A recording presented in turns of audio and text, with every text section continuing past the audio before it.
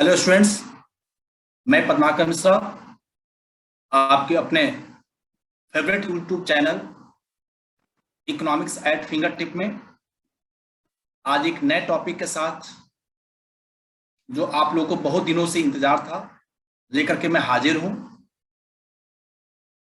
मेरा ये प्रयास रहता है कि आपके लिए कोई भी इंफॉर्मेशन मिले तो मैं आप तक पहुंचाऊं, आप पीछे ना रहें, कोई कमी न रह जाए। ये जानकारी हमें नहीं मिली, इस कारण से हमें मार्क्स नहीं मिला। जैसा कि मैंने शुरुआत में ही बताया था कि सीबीएसई इस बार बोर्ड परीक्षा को दो भागों में बांट करके एग्जाम कराने की स्ट्रेटजी बना रखा है, टर्म 1 एंड टर्म 2। टर्म 1 जो कि नवंबर दिसंबर में होना है एंड टर्म 2 मार्च अप्रैल में। टर्म 2 का जो एग्जाम पैटर्न है वह ऑब्जेक्टिव है और टर्म 2 का एग्जाम पैटर्न सब्जेक्टिव। सीबीएसई ने बताया था कि अगस्त के अंत तक हम सैंपल पेपर जारी कर देंगे, लेकिन अगस्त के अंत तक नहीं, लेकिन आज सितंबर के पहले सप्ताह में इन्होंने जारी कर दिया। आज हर एक विषय का सैंपल पेपर आ गया है, तो मैं आज आपके बीच जो नया सैंपल पेपर है, जो अभी तक एक कंफ्यूजन बना हुआ था, कितना क्वेश्चन आएगा, वन क्वेश्चन के कितने मार्क्स होंगे, कितने समय होंगे, क्या उसका पैटर्न है, आज वो आपके सामने है। मैं आज उस क्वेश्चन पेपर को लेकर के आपके साथ हूं ताकि कोई भी कंफ्यूजन न रह जाए और आप इसे बेस मान करके आप अपनी तैयारी शुरू कर दीजिए। तैयारी तो आपकी पहले से चल ही रही थी, लेकिन अब जो भी मार्क्स ऑफ बाइफरकेशन है, कितने सेक्शन में पेपर है, क्या है, एक एक करके बेटा अब हम देखते हैं, कहीं से कोई कंफ्यूजन न रह जाए। इसलिए मैंने उसका पूरा एनालिसिस किया और मैं आपके साथ हाजिर हूं। क्वेश्चन पेपर को मैं यहाँ पे डिस्प्ले करूंगा जो ओरिजिनल क्वेश्चन पेपर बोर्ड ने जारी किया है, ताकि कहीं से कोई दिक्कत ना आए। और कितने सेक्शन है, क्या है उनके पैटर्न, ताकि हम लोग को एग्जामिनेशन हॉल में किसी कंफ्यूजन का शिकार ना होना पड़े। आज हम लोग पहले उसकी स्ट्रेटजी बना लेते हैं, देख लेते हैं क्या है। तो मैं आपको उस क्वेश्चन पेपर का जो जारी हुआ सीबीएसई के द्वारा, आज मैं उसको आपके सामने शो करता हूं।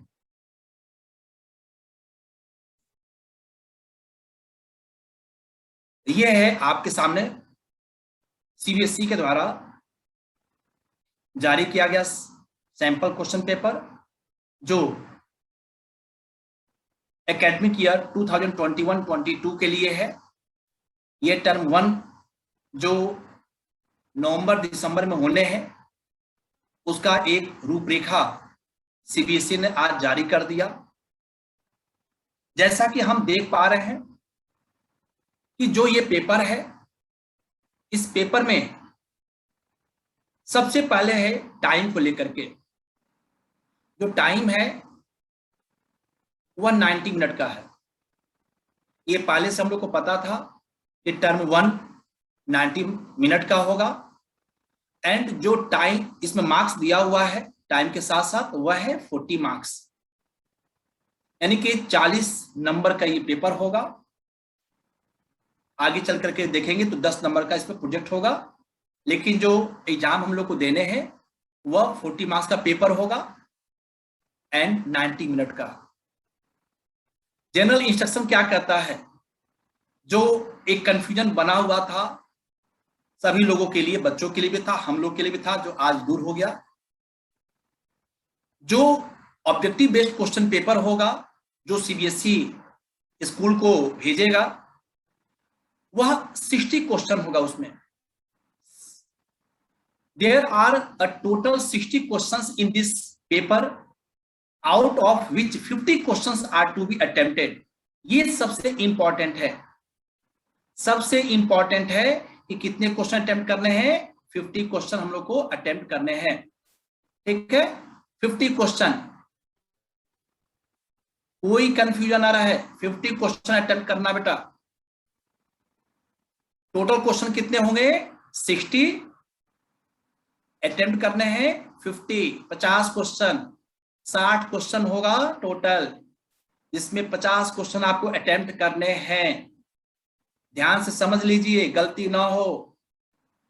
टोटल क्वेश्चन 60, करने कितने? 50। लेकिन आंख बंद करके नहीं, एक से स्टार्ट किया और करते चले गए, नहीं। 50 क्वेश्चन कैसे करने हैं आगे देखते हैं। ये जो क्वेश्चन पेपर है ये 2 भागों में बटा हुआ है, 3 भागों में, section A, section B and section C. 60 question 50 करने, इसमें टोटल 40 नंबर का होगा, 90 मिनट में करने हैं। और ये क्वेश्चन पेपर कितने सेगमेंट में बटा होगा? तो 3 सेगमेंट है, section A, section B and section C. Section A में कितने क्वेश्चन होंगे? 60 में से 24 क्वेश्चन, 24 क्वेश्चंस दिए गए होंगे, जिसमें आपको अटेम्प्ट करने हैं 20। फिर समझ लो बेटा, 60 क्वेश्चन में से सेक्शन ए में 24 क्वेश्चन होंगे, जिसमें आपको करने हैं 20। कितने करने हैं? 20, 20 क्वेश्चन करना है। 24 क्वेश्चन दिया होगा सेक्शन ए में। सेक्शन बी, इसमें भी 24 क्वेश्चन होंगे, 24 questions contains in section B and attempt any 20 question. अभी तक का जो कंफ्यूजन था कि 40 नंबर का पेपर होगा और 40 क्वेश्चन होगा, आज वो भ्रम टूट गया।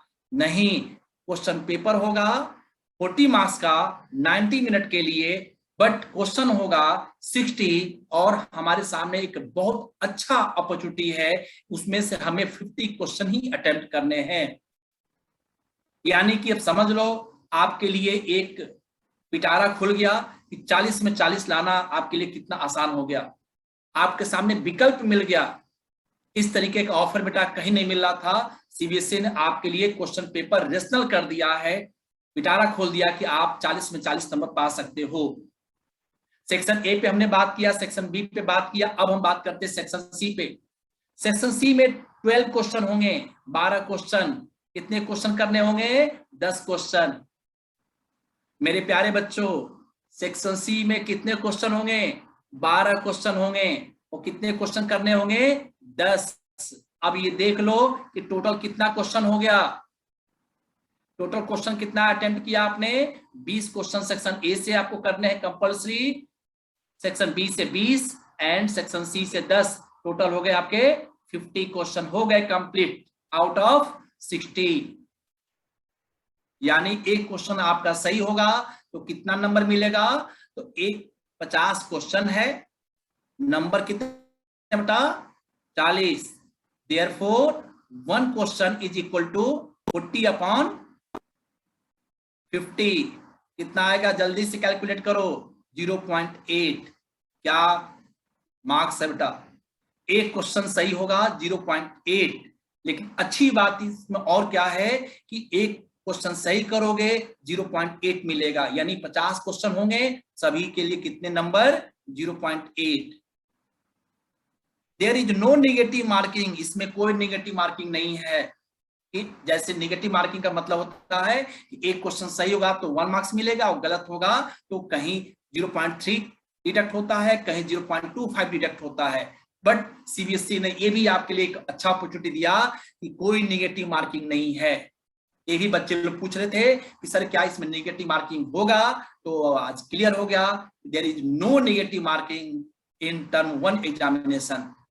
आपके लिए बेटर अपॉर्चुनिटी बेटा कि कैसे आप अच्छे नंबर पा सकते हो। आज पूरा का पूरा डाउट आपके सामने क्लियर हो गया। सीबीएसई ने सैंपल पेपर जारी कर दिया, बता दिया आपको 90 मिनट में आपको टोटल क्वेश्चन करने हैं 50। कितने करने हैं?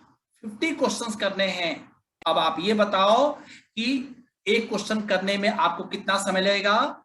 50 डिवाइडेड बाय 90, जल्दी करके दिखाओ बेटा। 50 डिवाइडेड बाय 90 कितना होगा?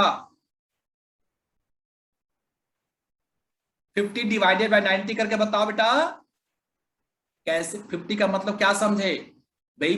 50 क्वेश्चन आपको करने हैं, लेकिन 90 मिनट है, तो एक क्वेश्चन पे कितना मिनट आएगा? यानी कि लगभग 0.55 आएगा बेटा मिनट। यानी 0.55 मिनट का मतलब क्या हुआ कि एक मिनट कितना आएगा? 50 क्वेश्चन और 90 मिनट। ये गलत हो रहा, इसको आप ऐसे कर लो, 90 मिनट डिवाइडेड बाय 50 करोगे कितना आ जाएगा? 1.8। 1.8 ये करेक्ट होगा। यानी एक क्वेश्चन करने के लिए बोर्ड ने आपको कितना टाइम दिया?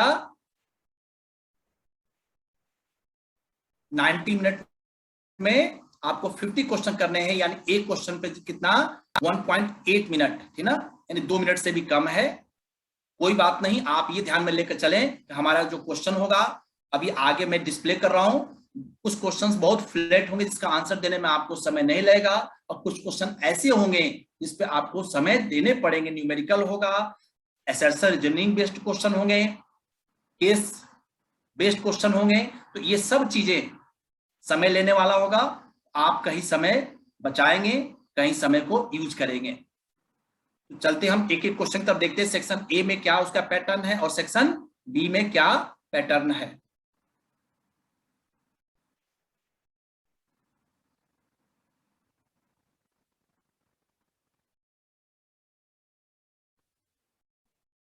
सेक्शन ए में देखें, सिंपल क्वेश्चन दिया, the government can achieve its budget objective of redistribution of income by fill up the blank with correct alternative. इसमें A B C D 4 option दिए गए हैं, इसमें से एक कोई आंसर सही होगा। अब वो एक आंसर जो सही है वह क्या सही होगा बेटा? अब एक एक करके ऑप्शन पढ़ो। ऑप्शन क्या बेटा? पहला ऑप्शन बेटा दिया है, managing the general price level in the economy to be desired level. Option number B, increasing the gross domestic product GDP of the economy. C, bringing the production of goods and services under its direct and absolute control. And D is rationalization of taxes in pro-poor direction. Question में है, the government can achieve it's objective of redistribution of income bye. कैसे redistribution of income के through budget objective को वह achieve कर सकती है? तो ए बी सी डी इसमें सबसे अच्छा जो ऑप्शन मिलेगा बेटा वह है option number D, rationalisation of taxes in pro poor direction. ऐसे ही क्वेश्चन नंबर 2 है, balance of payment of an economy records dash for a fiscal year. इसमें बेटा 1.8 मिनट नहीं लगेगा। Income and expenditure of the government, budget balance of payment की बात कर रहा बेटा। Inflow and outflow funds of the government, inflow and out of foreign exchange to from the economy, inflow and outflow loans to from the rest of the world, inflow and outflow foreign exchange to और from the economy, यानी foreign exchange कितना हमारे country में आ रहा और कितना country से जा रहा है। इनफ्लो मतलब आना, आउटफ्लो मतलब जाना। तो इसमें बेटा balance of payment of an economy records inflow and outflow definition है। ये बैलेंस ऑफ पेमेंट का ये डेफिनेशन है कि balance of payment of an economy records inflow and outflow of foreign exchange to और फ्रॉम। कभी कभी ऐसा होता है कि हम ज्यादा हमारे कंट्री से पैसा चला जाता है ओवरऑल, कभी ऐसा होता है कि हमें दूसरे कंट्री से जो पैसा मिला वो ज्यादा मिलता है और उनको हम देते कम हैं। तो इसमें करेक्ट आंसर होगा सी। ऐसे ही बेटा सभी क्वेश्चन को देखें, identifying which of the following bank does not interact directly with the general public. अभी मैंने क्वेश्चन आप लोगों से पूछा था कि कौन इसमें से सीधे सीधे पब्लिक से संबंध नहीं रखता है। तो स्टेट बैंक ऑफ इंडिया, है कॉमर्शियल बैंक है, बैंक ऑफ इंडिया ये कॉमर्शियल बैंक है, सेंट्रल बैंक ऑफ इंडिया ये सेंट्रल बैंक है, कॉमर्शियल बैंक है बेटा।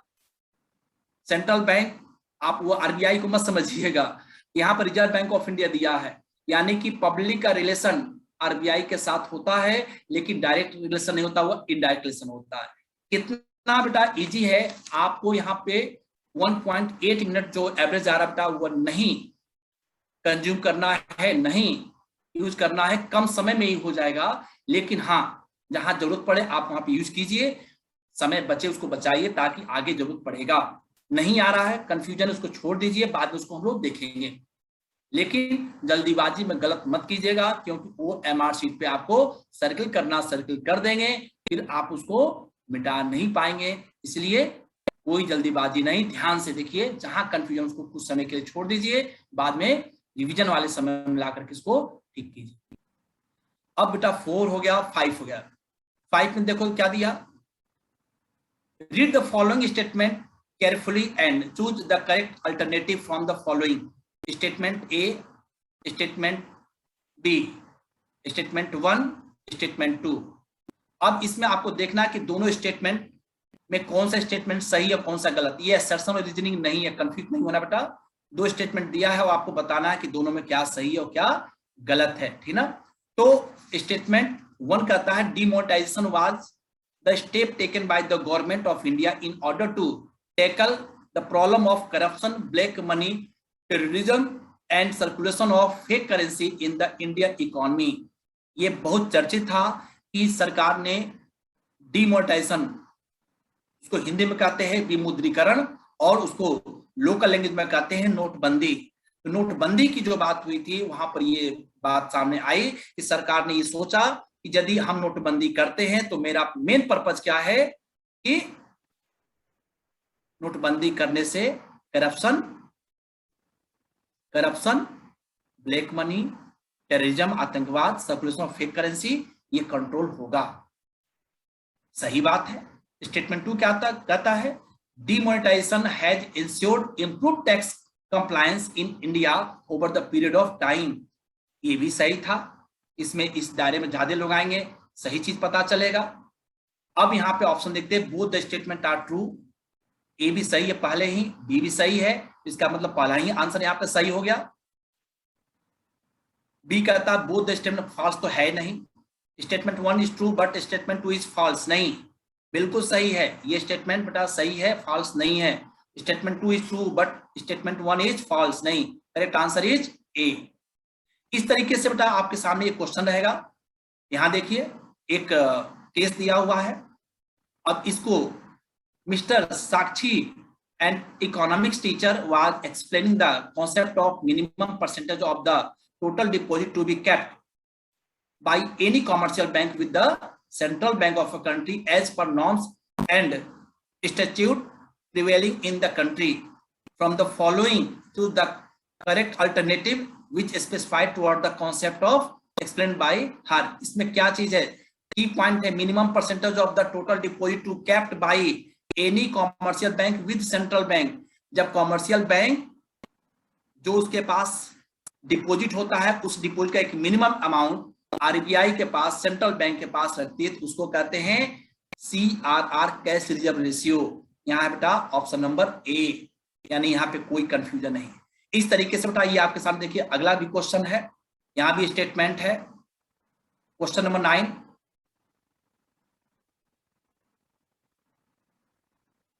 आप बिल्कुल परेशान ना हो, हमारा जो ये टेलीग्राम लिंक है वहां पे आपको टेलीग्राम पे जुड़ जाइए, और ये क्वेश्चन पेपर वहां पे पीडीएफ के फॉर्म में अवेलेबल है, आप वहां से इसको डाउनलोड कर लीजिए, कोई दिक्कत नहीं। मैं आपको यहाँ पे केवल शो कर रहा हूं, वहां पे आपको पूरा पीडीएफ मिल जाएगा।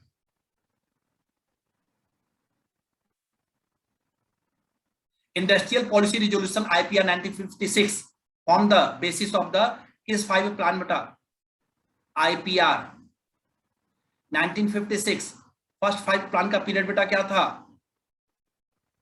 आप वहां से अब इसको देखोगे, first 5 plan 1951 to 56, second 5 plan 56 to 61, ठीक है।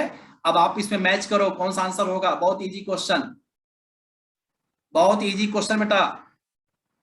19 अब कहोगे हाँ बिल्कुल सही आप, मैं देख पा रहा हूं आपका कहना सर फर्स्ट 5 प्लान 1956। नहीं बेटा, ये जो पीरियड था वो खत्म हो गया था कब? मार्च में 31st। ये उसके बाद स्टार्ट होता है, इसलिए करेक्ट आंसर क्या है इसका? सेकंड है, उसमें लिखा हुआ है industrial policy resolution IPR 1956 form the basis of the second 5 plan. ठीक है, इसमें कोई कंफ्यूजन नहीं होना चाहिए बेटा। Second correct answer is C option, correct answer is C option. कोई दिक्कत? ऐसे ही बेटा देखते जाओ आगे, यानी कि आपको क्वेश्चन नंबर 17 एक नए तरीके का क्वेश्चन मिला जिसमें मैच ऑफ द कॉलम है from the following given set of statement in column 1 and 2 choose the correct pair. इसमें आपको मैच नहीं करना बल्कि इसमें देखना कि कौन सा पेयर सही है। इसमें आपको सही केवल बता देना है कि इसमें से कॉलम ए में और कॉलम बी, कॉलम सेकंड दोनों में देखो बेटा तो कहां पे export of goods and services, इसके सामने लिखा है एक्सेस ऑफ एक्सपोर्ट, बिल्कुल गलत। एक्सपोर्ट क्या लिखा है इसमें? Correct pair export of goods and services, excess of export of goods over the imports of goods, no. Trade surplus ये गलत तो यहाँ पर कह ही रहा। Trade surplus an element of invisible item, में ट्रेड सरप्लस होता है तो वो दिखता है ना। Option number C correct transfer, current transfers to rest of the world record as a positive item in the BOP account. BOP account में बेटा आपको मैं आगे बताऊंगा भी ये आता है कि नहीं आता। Current transfer to rest of the world नहीं। पोर्टफोलियो इन्वेस्टमेंट आता है फॉरेन इंस्टीट्यूशनल इन्वेस्टर्स, ये करेक्ट बेटा है। इसमें एक सही आंसर क्या होगा? सही आंसर होगा D, portfolio investment foreign institutional investors. Portfolio investment में एफडीआई और एफआईआई आता है, करेक्ट आंसर बेटा। ठीक है, फॉरेन इंस्टीट्यूशनल इन्वेस्टर को एफआईआई भी कहते हैं। ठीक है, देखो यहाँ पे क्या है, ए का 1, बी का 2, सी का 3, डी का 4, करेक्ट क्या होगा? डी होगा। इस तरीके से बेटा ये देखो आपको एक एक क्वेश्चन यहाँ पे मिल जाएगा, बिल्कुल घबराने की जरूरत नहीं है। मैं आपको केवल क्वेश्चन पेपर का एक सैंपल दिखा रहा हूं। टेलीग्राम लिंक पर जाकर के इकोनॉमिक्स एट फिंगर टिप में आप जुड़ जाइए, वहां से आपको ये क्वेश्चन पेपर मिल जाएगा। सेक्शन बी बहुत अच्छा। सेक्शन बी की शुरुआत होती है एसर्शन एंड रीजन से। एसर्शन दिया होगा और उसका रीजन आपको देखना कि एसर्शन ए सही है या नहीं, रीजन आर सही है या नहीं। आप दोनों को खूब ध्यान से पढ़ेंगे, उसके बाद से आपको अभी मैच करना है कि यदि दोनों सही है, एसर्शन ए भी सही है और आर भी सही है रीजन, तो ए और बी, अब ये दोनों में से देखोगे तो मिलेगा assertion A and B are both correct. लेकिन यदि आर जो रीजन है वह एसर्शन ए का सही एक्सप्लेनेशन है तो वह ऑप्शन ए होगा। और बोथ ए एंड बी दोनों सही है, एसर्शन भी सही है, रीजन भी सही है, लेकिन रीजन आर जो है वो एसर्शन ए से संबंध नहीं रखता है, उसको एक्सप्लेन नहीं करता है, तो कहा जाएगा कि both assertion A and reason are true and reason R is not the correct explanation of assertion A. हो सकता है कि एसर्शन सही हो लेकिन रीजन गलत हो, ऑप्शन सी हो जाएगा। यहां पे हो जाए बेटा एसर्शन गलत हो सकता है, रीजन सही हो सकता है, तो यह क्या हो जाएगा? आपका करेक्ट आंसर हो जाएगा डी। ऐसे बेटा इसमें इस पर मैं प्रैक्टिस कराऊंगा आप लोग को। आप देखिए यहाँ पे एक छोटा सा न्यूमेरिकल दे दिया, बहुत अच्छा अच्छा क्वेश्चन दिया है। Suppose in economy initial deposit of 400 rupees crore leads to the creation of total deposit worth 4000 crore. अब इसमें आपको बताना under the given situation value of reserve requirement would be क्या होगा। तो मैंने आपको बैंकिंग वाले चैप्टर में क्रेडिट क्रिएशन में मैंने ये पढ़ाया है, आप यदि वहां नहीं देख पाए हैं अभी भी तो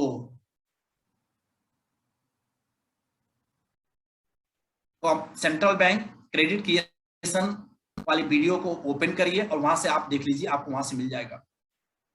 फिर असर्शन एंड रीजनिंग, यानी कि आपको इसमें भी एक क्वेश्चन आपको मिल गया कि इसमें से कौन सा करेक्ट पेयर है, choose the correct pair.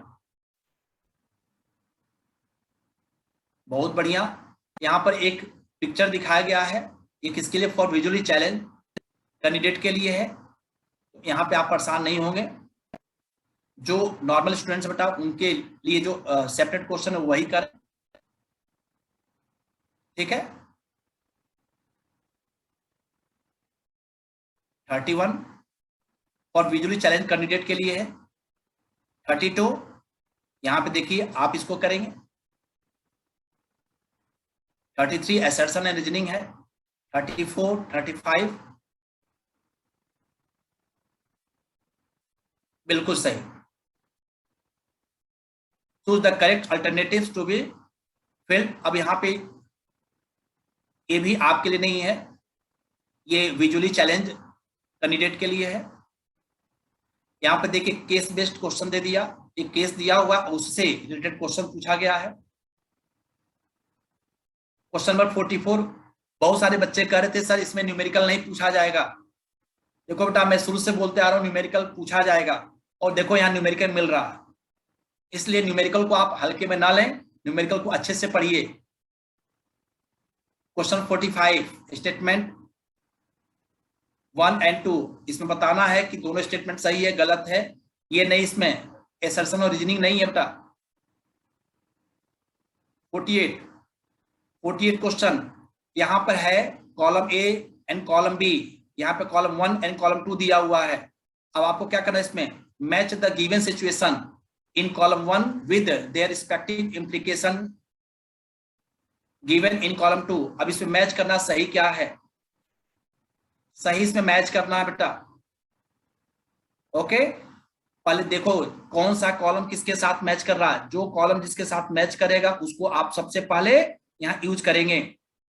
Okay, आप देखेंगे माइग्रेशन, तो माइग्रेशन बेटा, माइग्रेट का मतलब होता है जो एक जगह से दूसरे जगह जाता है, कैसे जाएगा भाई, तो इसमें आप इसमें ऑप्शन के हिसाब से मैच कर लो, जो सबसे पहले आपको लगे इसमें हम कौन सा अच्छे तरीके से जान रहे हैं, जो आप अच्छे तरीके से कर सकते हो उसको पहले मैच कर लो, और ऑप्शन में मिला लिया जाता है कि कौन सा इसमें ऑप्शन मिल रहा है, सबसे क्लोज कौन सा ऑप्शन है उसको करोगे, ठीक है। तो इसमें देखो बेटा माइग्रेशन में क्या होगा, माइग्रेशन में जब एक देश से दूसरे देश में लोग जाते हैं या एक प्रदेश से दूसरे प्रदेश में जाते हैं तो उससे क्या होता है, ब्रेन ड्रेन होता है। तो माइग्रेशन में क्या हो गया बेटा, ए का 3, इसको मैं मैच कर दूं,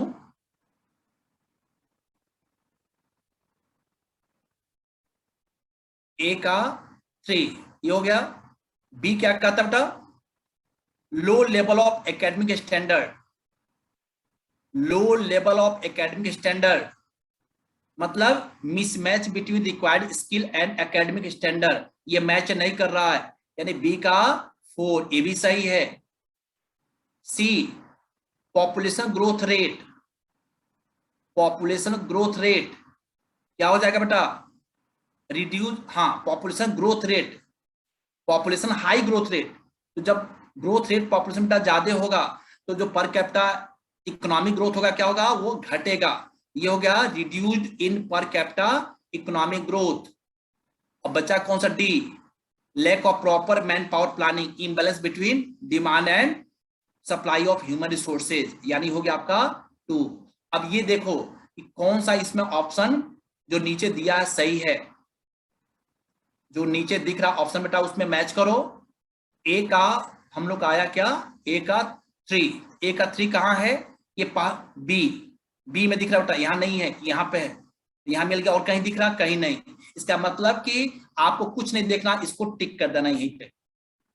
यदि कहीं और 3 होता तो फिर आप अगले ऑप्शन पे चलते, जब कहीं है ही नहीं बस यही है, इसको ओके करो, कोई कंफ्यूजन बेटा यहाँ पे नहीं होना चाहिए, 0 कंफ्यूजन, क्योंकि यहाँ पर सीधा सीधा इसका दिख रहा है कि ए का 3 और कोई ऑप्शन नहीं है का, इसलिए correct answer is B. Okay, फिर हम लोग चलते हैं बेटा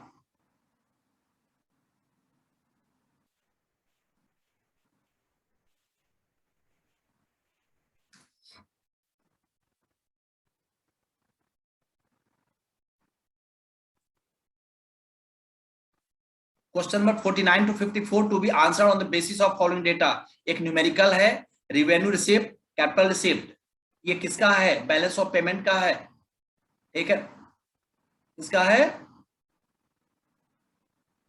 भाई रिवेन्यू रिसिप्ट किसमें आता है, कैपिटल रिसिप्ट किसमें आता है, बजट का है, बैलेंस ऑफ पेमेंट का नहीं बेटा, बैलेंस ऑफ पेमेंट में नहीं आता है, गलती मत करना। रिवेन्यू रिसिप्ट, कैपिटल रिसिप्ट किसमें आता है, ये बजट का है ना। इसको मैंने क्लास में कराया हुआ है और फिर मैं अभी आप लोग के लिए वीडियो बना करके इसको अपलोड करूंगा, देखिएगा ध्यान से इसको। इस पे बेस्ट क्वेश्चन है बेटा 56 to 60। आप इस पैराग्राफ को पढ़िए और इसके बेसिस पे आपको आंसर देने हैं। यानी कि ये पूरा जो हम लोगों ने एनालिसिस किया, इस एनालिसिस करने के बाद से क्या हम लोगों ने पाया कि हम लोग का जो पढ़ाई का तरीका है वह सही तरीके से हम लोग चल रहे हैं। तो अभी तक हमने मनी एंड बैंकिंग ये 2 पे वीडियो बनाया हुआ है और आप इसको अच्छे से देखिए। मनी एंड बैंकिंग से जो मैंने पढ़ाया है, क्वेश्चन पूछा है, आप इस पेपर से मैच करेंगे, आपको कोई दिक्कत नहीं होगा। आपका जो नया वीडियो स्टार्ट हुआ है, आपको मिल रहा है इंडियन इकोनॉमिक डेवलपमेंट का, वो देखते रहिए, कोई भी क्वेश्चन नहीं छूटेगा। फिर मैं आपको एक बार बता दूं, इस पेपर में टोटल क्वेश्चन होगा 60, उसमें से आपको अटेम्प्ट करने हैं 50। जो नॉर्मल स्टूडेंट के लिए है आप वही क्वेश्चन अटेम्प्ट करेंगे। जो हैंडीकैप्ड स्टूडेंट्स हैं जिनके लिए क्वेश्चन सेपरेट दिया हुआ है, उसको आप अटेम्प्ट मत कीजिएगा, क्योंकि आपका डेटा गवर्नमेंट के पास है। गवर्नमेंट मतलब यहाँ पर हमारे लिए सरकार कौन है, सीबीएसई। तो वह आपके आंसर को चेक नहीं करेगी, उससे कोई आपको फायदा नहीं होने वाला है। आप जो नॉर्मल स्टूडेंट्स के लिए क्वेश्चन है आप वही अटेम्प्ट कीजिएगा जो आपके लिए है, ठीक। फिर हम मिलते हैं एक नए वीडियो के साथ। इंडियन इकोनॉमी प्रोसेस में है, आप उसको देखिए। फिर अगला जो वीडियो है आपको जल्दी ही अवेलेबल होगा। आप हमारे YouTube channel economics eight finger tip के साथ जुड़ जाएं। जो लोग आज पहली बार जुड़े हैं कोई बात नहीं, अभी कोई देर नहीं हुआ है, आप आज जुड़े, आपका स्वागत है। सब्सक्राइब कर लीजिए इकोनॉमिक्स एट फिंगर टिप को और नोटिफिकेशन बेल आइकॉन को आप ऑन कर लीजिए कि कोई वीडियो मैं आपके लिए लाऊं आपको पहले मिल जाए। और आपके लिए जो टेलीग्राम लिंक है इस वीडियो के नीचे दिया हुआ है, आप उसके थ्रू टेलीग्राम लिंक से जाकर के जुड़ जाइए। आपको वहां पे क्वेश्चन पेपर अवेलेबल है, मिल जाएगा। वहां से क्वेश्चन को देख लीजिए, आंसर दीजिए। किसी क्वेश्चन में कोई डाउट होता है आप विदाउट एनी हेजिटेशन आप हमसे पूछ सकते हैं। फिर हम आपसे मिलते हैं एक नए वीडियो के साथ। आप अपनी तैयारी जारी रखिए, बिल्कुल लापरवाही नहीं, क्योंकि इससे बेटर अपॉर्चुनिटी बेटा कभी नहीं मिलेगा। मैंने अपने टीचिंग करियर में देखा है, इतना बढ़िया ऑप्शन कभी नहीं मिले, ना मिला है, ना मुझे नहीं उम्मीद लग रहा बेटा मिलेगा। सीबीएसई ने दिल खोल करके आप लोग के लिए अच्छा पैटर्न आपके सामने रखा है, अच्छी अपॉर्चुनिटी है। 40 आउट ऑफ 40 आप गेन कर सकते हैं। तो आप पहले एग्जाम को खूब अच्छे से क्रैक कीजिए ताकि आपको दिक्कत ना हो टर्म 2 के लिए। जब आपका यहाँ मनोबल बढ़ा रहेगा, आपका कॉन्फिडेंस लेवल अच्छा होगा, फिर आगे का भी पेपर आपका अच्छा होगा। हमारी शुभकामना आपके साथ। आप अपनी तैयारी को जारी रखिए। फिर हम आपसे मिलते हैं एक नए टॉपिक के साथ। तब तक आप अपना ध्यान रखिए। जो वीडियो आपने नहीं देखा है उसको देखते रहिए, नोट्स बनाइए। जहां कोई दिक्कत आती है आप कमेंट बॉक्स में कमेंट करके मुझे बताएं, टेलीग्राम पे मैसेज के थ्रू बताएं। वो टेलीग्राम चैट आपके लिए ओपन है, आप अपना कोई भी क्वेरी हो आप हमसे पूछ सकते हैं। फिर हम आपसे मिलते हैं एक नए वीडियो के साथ। तब तक के लिए बहुत बहुत धन्यवाद।